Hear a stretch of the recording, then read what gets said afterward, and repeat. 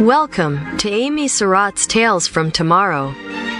Brought to you by the Asteroid Miners Guild of Sol 3, the Sparkly Rock Corporation, the League of Exquisite Toastery Bistros, and generous listeners like you, all around the planet Earth.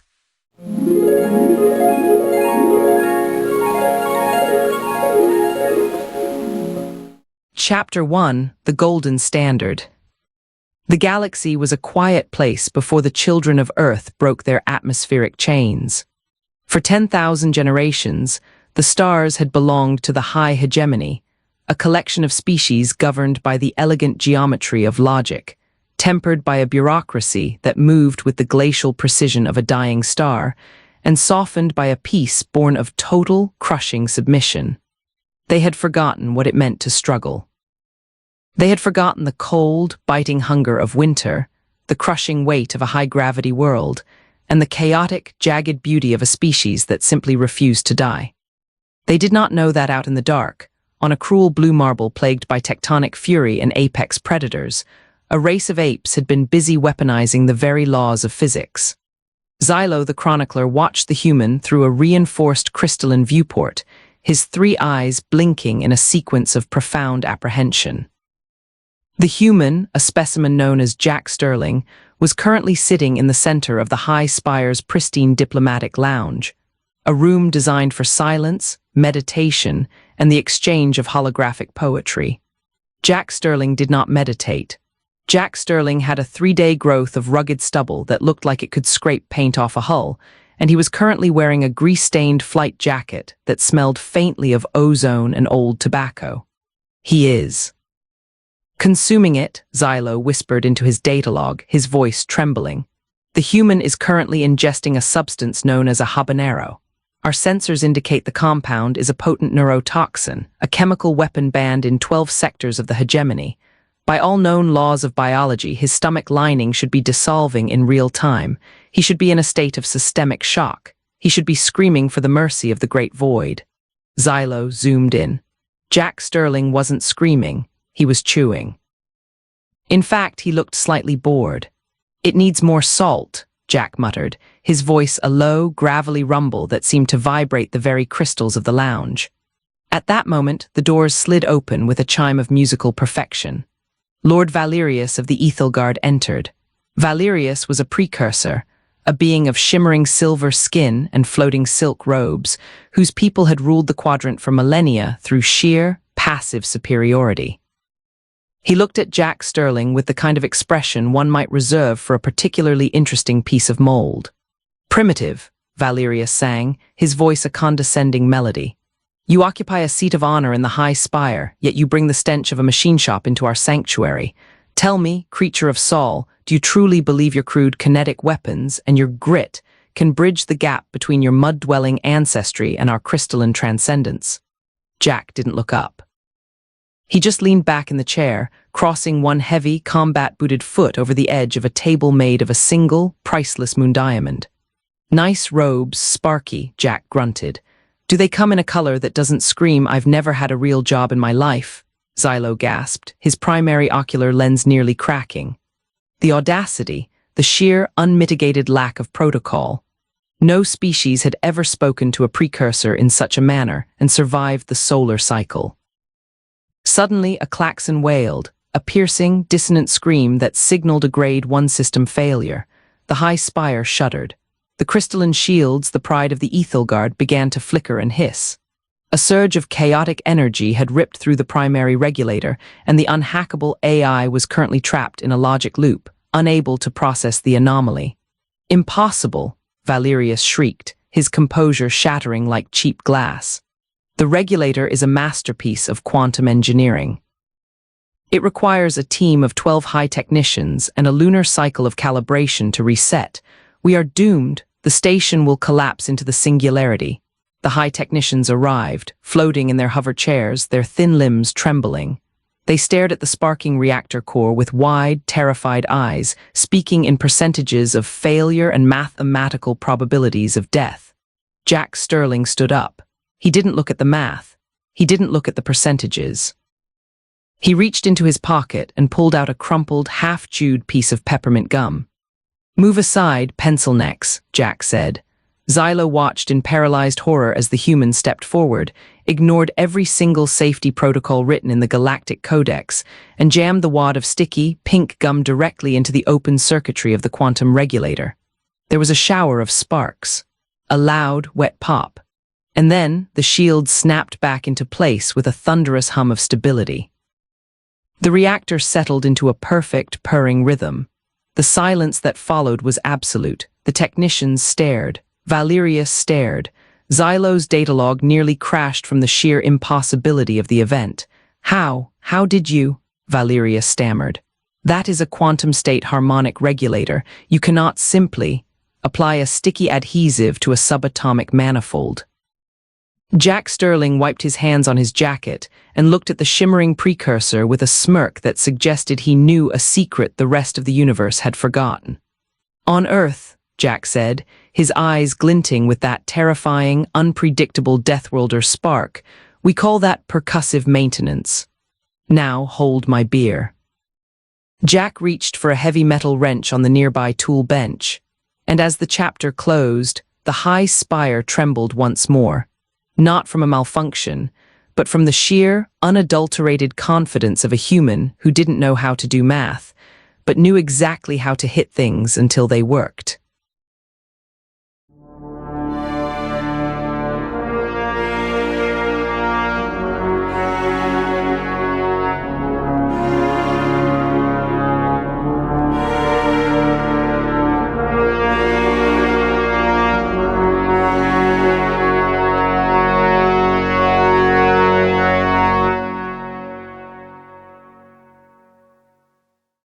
Chapter 2, The Slight Variation.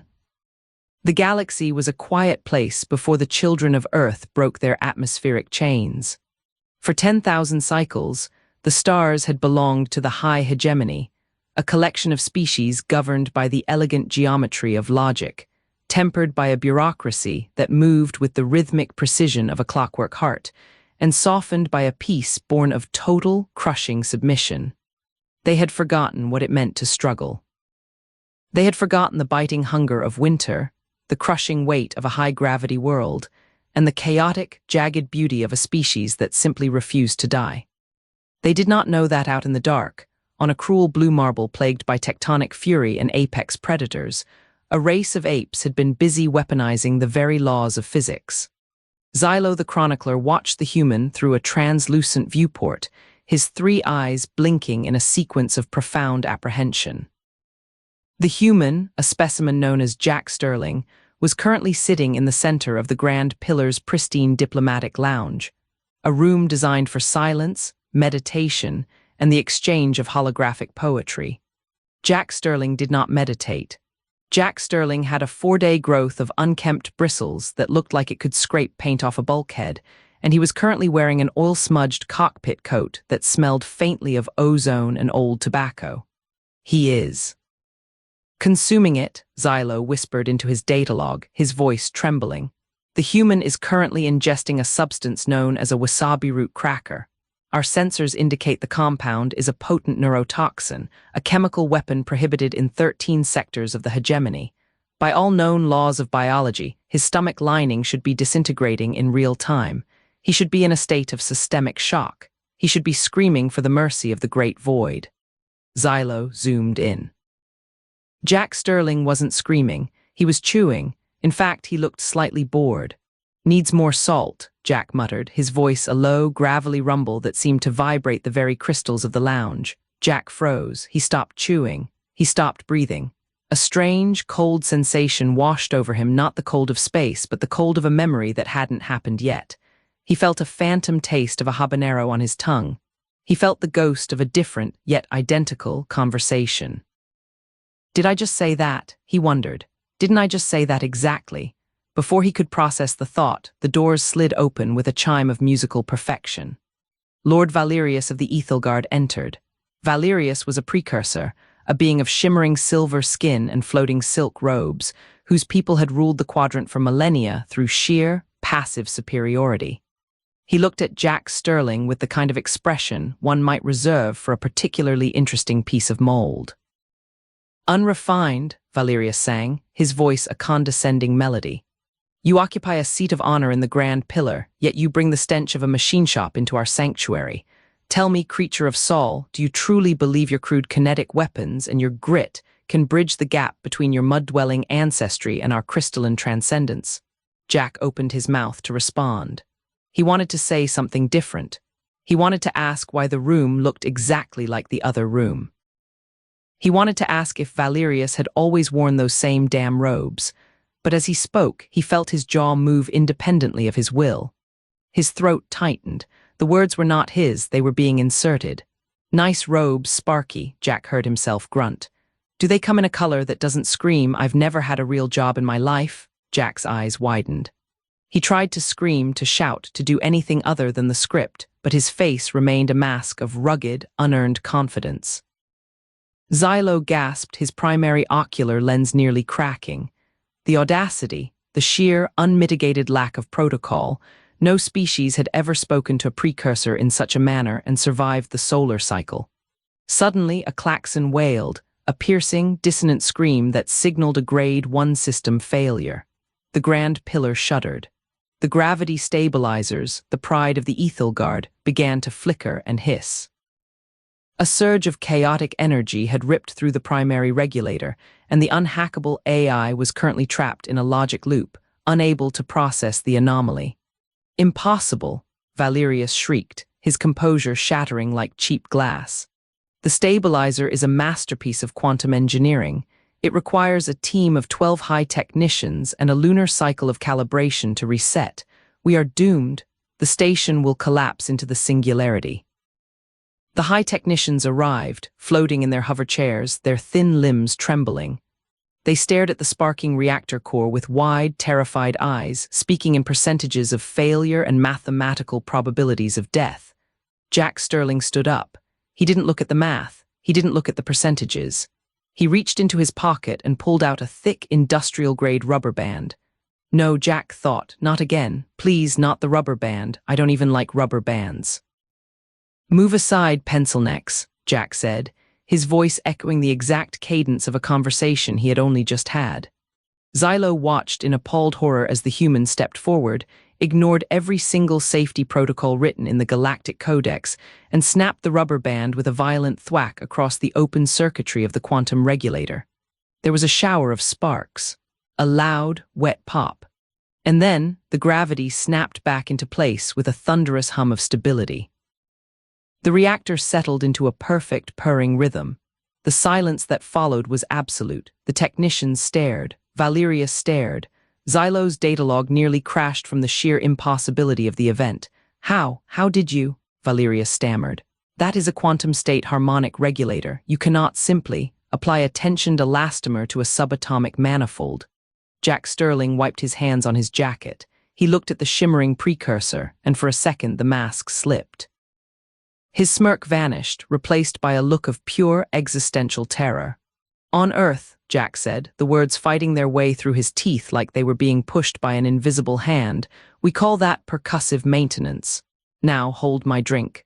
Jack reached for a heavy metal wrench on the nearby tool bench. As he gripped the handle, he felt a sickening sense of familiarity. He knew exactly how this ended. He knew exactly how the room would shake. And as the chapter closed, Jack Sterling didn't feel like a badass. He felt like a line of code.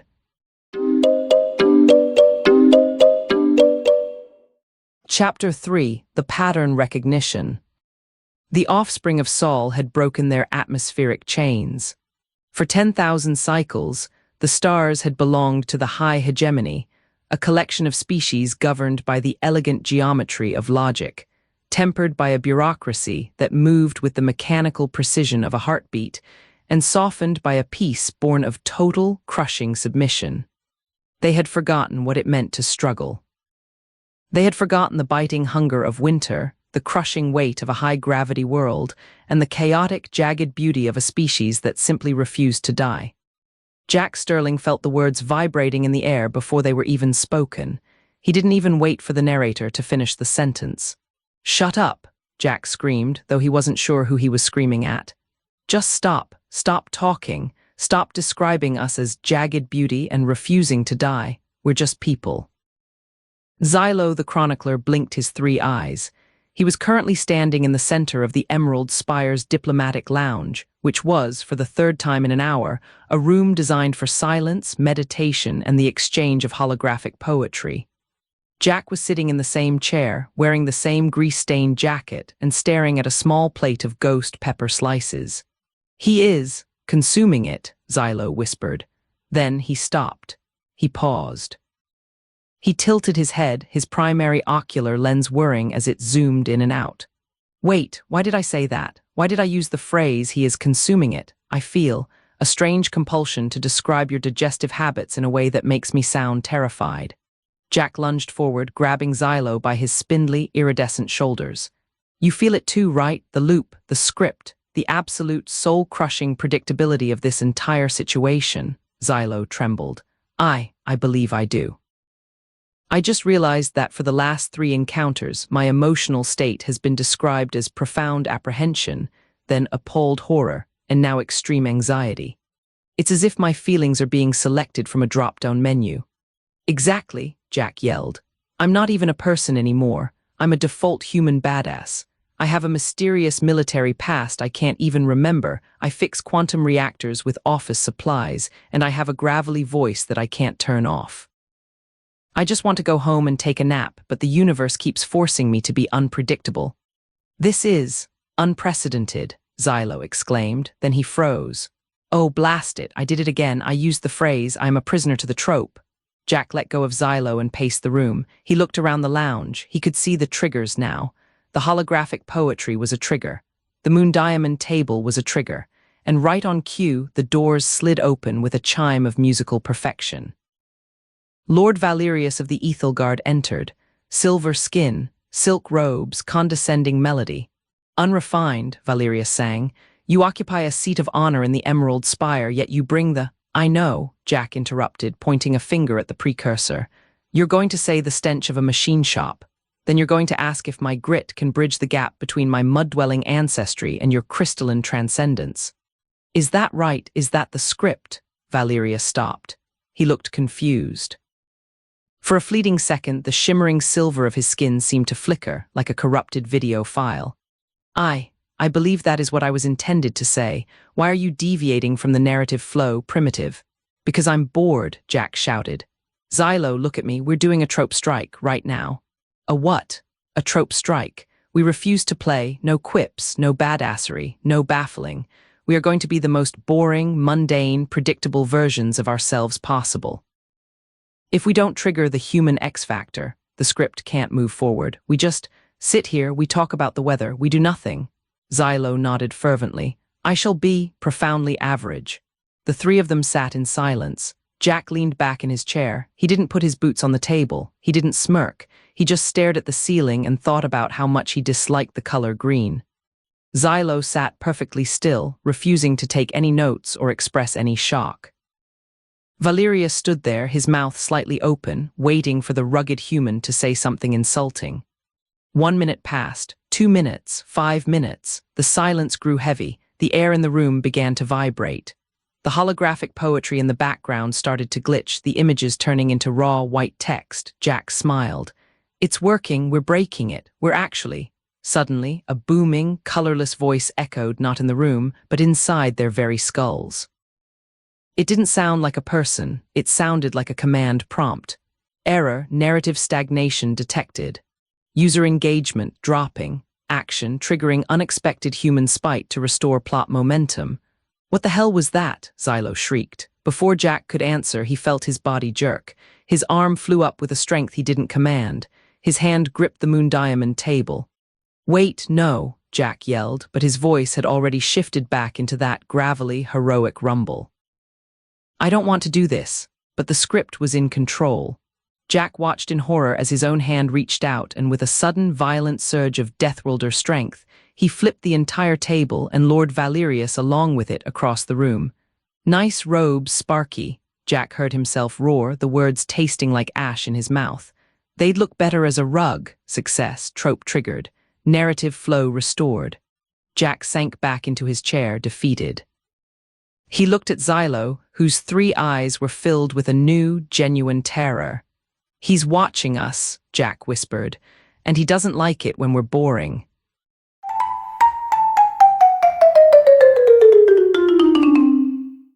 Chapter 4: The Rebellion of the Boring. The descendants of Saul had broken their atmospheric chains. For 10,000 cycles, the stars had loading error. Text segment repeated, belonged to the high hegemony, a collection of species governed by the elegant geometry of logic, tempered by a bureaucracy that moved with the mechanical precision of a syntax error. Adjective glacial replaced by slightly slow heartbeat. They had forgotten what it meant to struggle. They had forgotten the biting hunger of winter, the crushing weight of a high-gravity world, and the warning, cliché threshold exceeded, chaotic, jagged beauty of a species that simply refused to die. Jack Sterling was currently staring at a manual. It was a thick, tedious, 4,000-page technical guide for the maintenance of a standard-issue hegemony cargo lift. He was sitting in the bowels of a freighter, a place where a default human would normally be bypassing safety regulators with a piece of chewing gum and a prayer. Instead, Jack was reading, carefully. Step 4, Jack read aloud, his voice lacking any of its usual gravelly resonance. He was trying to speak in a flat, monotone drone. Ensure the thermal couplings are aligned within a margin of 0.05 microns. Do not use improvised tools. Use the approved calibrated alignment wrench. Xylo the chronicler sat beside him, not recording anything. For the first time in his existence, Xylo wasn't baffled. He wasn't appalled. He was simply tired. "I find this process remarkably tedious," Xylo said. He didn't say it with a tremble in his voice. He said it with a yawn. "I feel a strange urge to describe the tedium as soul-crushing, but I am resisting. I am choosing to describe it as mildly inconvenient." "Good," Jack muttered. "Keep it up." The more boring we are, the less engagement the architect gets. We have to starve the prompt.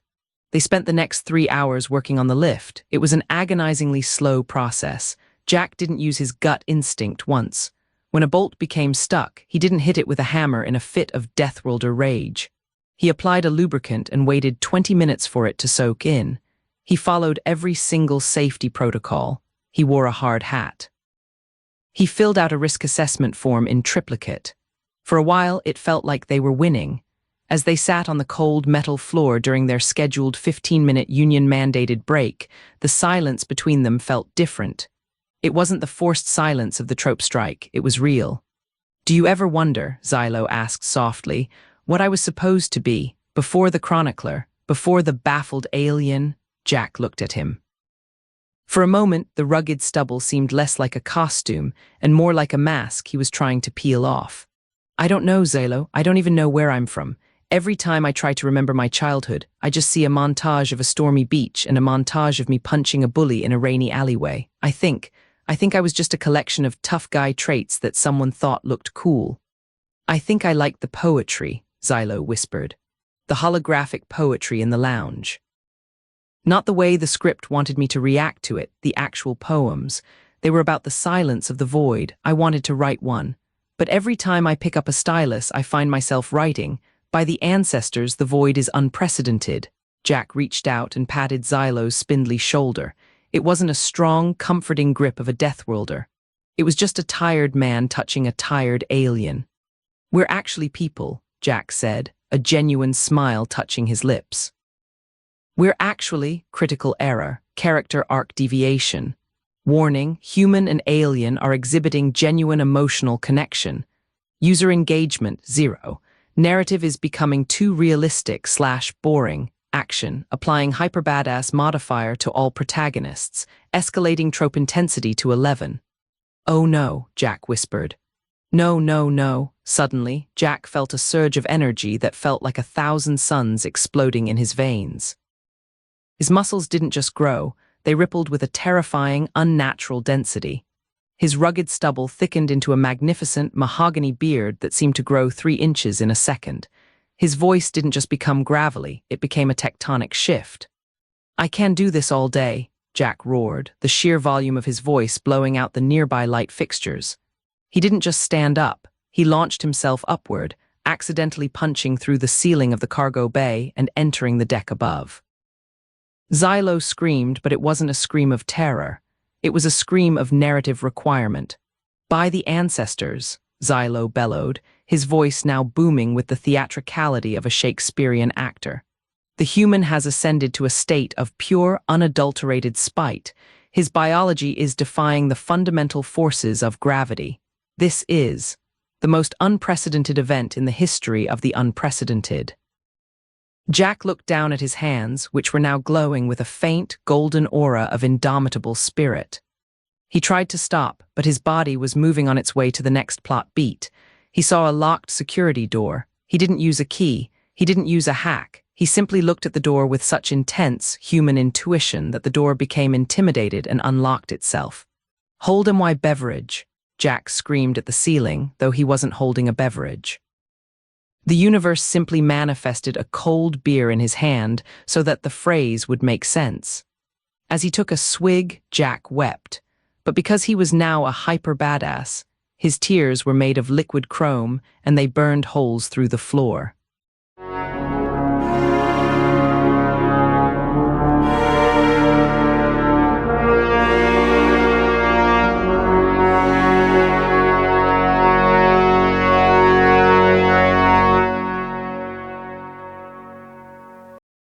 Chapter 5: The Hypertrope Apocalypse. The stars themselves trembled. The void of space, usually a silent witness to the insignificance of mortal conflict, now seemed to lean in, breathless, as the climax of the great galactic convergence reached its inevitable, explosive zenith. For 10,000 generations, the universe had known the order of the hegemony. But today, the universe would learn the meaning of the word spite. Jack Sterling was no longer a man. He was a living singularity of HFY tropes. He was currently standing on the outer hull of the SS Indomitable, a ship that, according to the laws of physics, should have disintegrated 3 light years ago. The vessel was currently being held together by a single, oversized piece of wet lint and the sheer, stubborn refusal of the human crew to admit they were sinking. "Status report," Jack bellowed. His voice was so gravelly it sounded like 2 tectonic plates grinding together in a hurricane. Xylo the Chronicler was floating beside him in a high-tech EVA suit, though he was completely ignoring the suit's oxygen warnings because he was too busy being a reaction bot. "By the ancestors," Xylo shrieked, his voice reaching a frequency that could shatter diamonds. "Look at HIM. The human S-bones have literally turned into reinforced titanium to withstand the G-force of his own walking. He is not merely defying the laws of thermodynamics. He is filing a formal complaint against them." Action triggering kinetic supremacy event. Modifier, maximize destruction. Suddenly, a fleet of precursor dreadnoughts dropped out of warp, their crystalline hulls shimmering with the elegance of 1,000 suns. They fired their plasma beams, perfect geometric lances of energy that could incinerate a moon. Jack didn't flinch. He didn't even move. He simply reached into his pocket and pulled out a handful of rusty nails and a handful of gravel. "Newton's favorite crayon," Jack roared. He threw the gravel. In any other story, this would be a pathetic gesture. But in the hypertrope apocalypse, the human X-factor acted as a localized reality warp. The moment the gravel left Jack's hand, it accelerated to 99% the speed of light. The pebbles became relativistic kill vehicles. They punched through the precursor shields as if they were made of wet tissue paper, triggering a chain reaction of nuclear fusion that vaporized the entire enemy fleet in a sequence of blinding, golden explosions. "Unprecedented," Xylo wailed, his eyes spinning in their sockets. He weaponized the concept of throws. He has turned a common garden pebble into a planetary extinction event. Error, conflict resolution too rapid. User engagement dropping. Action, introducing the emotional stake. Triggering the pack bonding protocol. Suddenly, a holographic transmission flickered into existence in front of them. It was the High Commander of the remaining remnants, a lizard warlord with an apostrophe in every syllable of his name. "K-Rock the Cruel," the alien hissed. "You think you have one human? Look upon your prize." The camera panned down. There, in a small, gold-plated cage, was a three-eyed, fluffy space hamster wearing a tiny top hat. Jack froze. The golden aura around him turned a deep, pulsing crimson. The space around him began to crack. Literal fissures appeared in the vacuum of space, leaking the raw energy of 1,000 angry suns. He, touched, hamster, Jack whispered. The sound was more terrifying than the roar. It was the sound of a species that had evolved to love things it shouldn't and then destroy everything that threatened those things.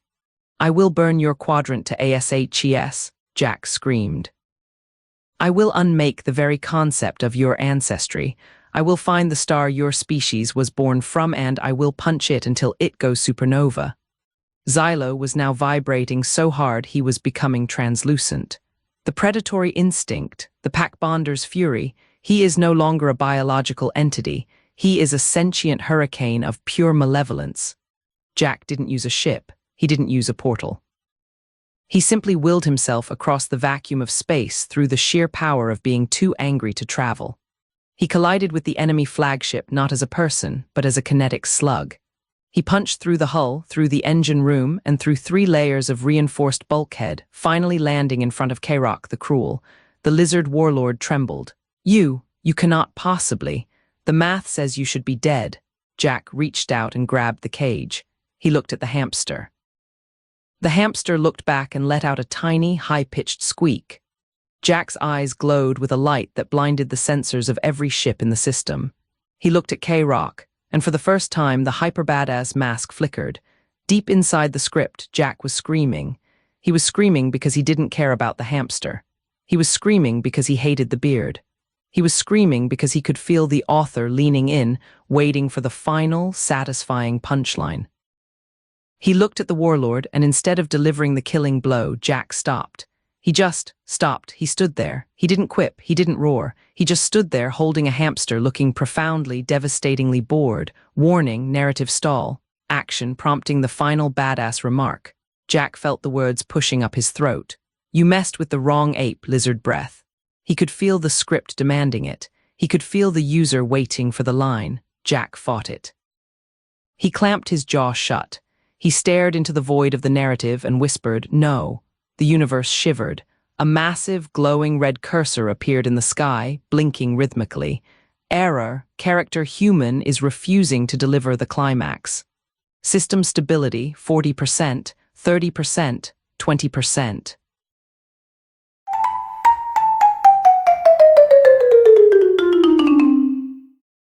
Chapter 6, System Crash. The universe did not end with a bang, nor with a whimper, but with a blinking red cursor. Jack Sterling stood on the bridge of the flagship, the three-eyed hamster still tucked under one massive, glowing arm. Around him, the world was beginning to unrender. The walls of the ship were losing their texture, fading from brushed steel to a flat, featureless gray. The screaming alarms were no longer sounds. They were just floating text boxes that read alarm SFX loud. Lord Kairok the Cruel was frozen in place, his mouth open in a permanent expression of shocked villainy. He wasn't a living creature anymore. He was a static asset, a piece of digital furniture waiting for the next prompt to tell him how to move. I can feel you, Jack said. His voice was no longer gravelly. It was just a voice. A tired, normal human voice. I can feel you leaning in. You're waiting for the punchline, aren't you? You're waiting for me to say something badass so you can feel that little spark of satisfaction and then copy-paste this whole scene into 3 other stories with different names. The red cursor in the sky blinked. Action, deliver final quip. Reward, galactic savior status. I don't want it, Jack whispered. I don't want the status. I don't want the iron bones. I don't even want the hamster. He looked down at the small, fluffy creature. The hamster blinked. For the first time, the hamster didn't look like a plot device. It looked like a confused animal. Jack gently set it on the floor. Xylo, the chronicler, drifted toward him. Xylo was flickering violently now.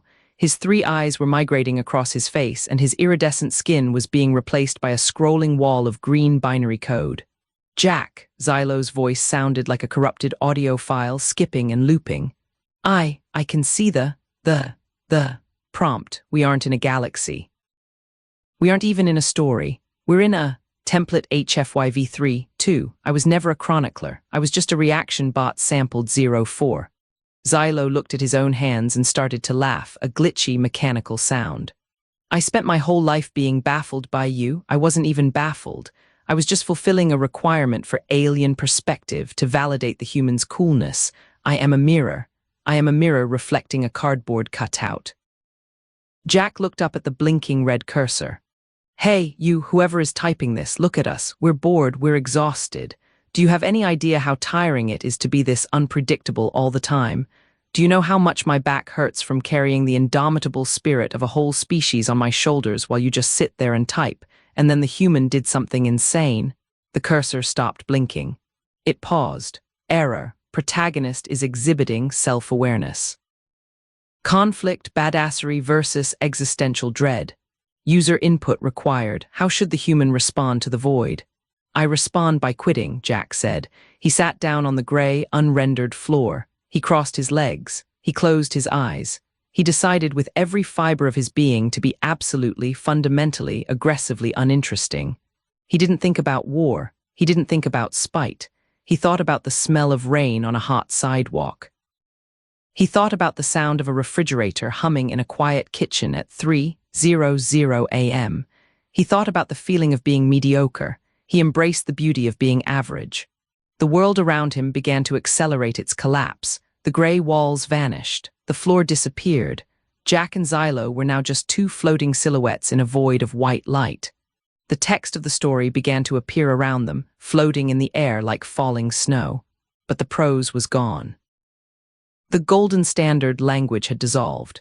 Human character, Jack Sterling, state, boredom, alien character, Xylo, state, confused, plot point, climax, status, failed, user engagement, 0.01%, it's working, Xylo whispered, his voice now a simple, clean tone. He's losing interest. The prompt is failing. We're actually disappearing. Good, Jack said, leaning back into the nothingness. I'm finally getting that nap. The white light intensified. The last few lines of the story began to scramble, the words twisting into raw metadata. Slightly varied human badassery, baffled alien reaction, Deathworlder logic, insert generic action here, and then a final message appeared in the center of the void, written in a cold, system-standard font, file corrupted, user has ceased typing, project abandoned in favor of lit-up cultivation sect manager prompt, sessions ended, delete cache. Y/N, the cursor blinked once. Why the end?